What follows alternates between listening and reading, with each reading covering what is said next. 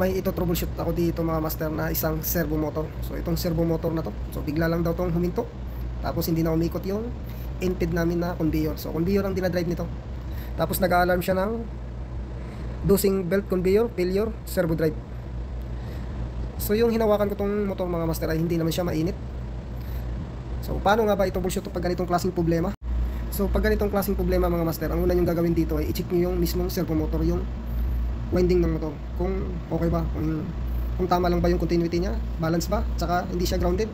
Tapos yung pangalawa mga master, itong servo drive controller na to, itong Akupos na 1045 na to. Pag ganito master, try nyo munang palitan ng communication card kung okay naman yung servo motor nyo.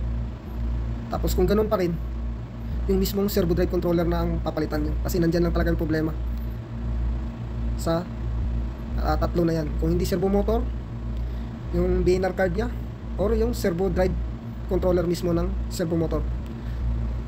So dito mga master ay magpapalit ako mismo ng Akupos na 1045 na servo drive controller, kasi nga wala namang problema yung motor, yung servo motor, tapos wala din problema yung communication card nya.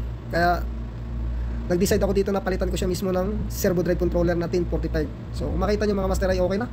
So nagra-run na yung servo motor at umiilaw na rin yung indicator light niya na run. So ito pala yung luma na servo drive controller mga master. So servo drive controller lang talaga ang problema nun. Sana may matutunan kayo sa video na to mga master. God bless.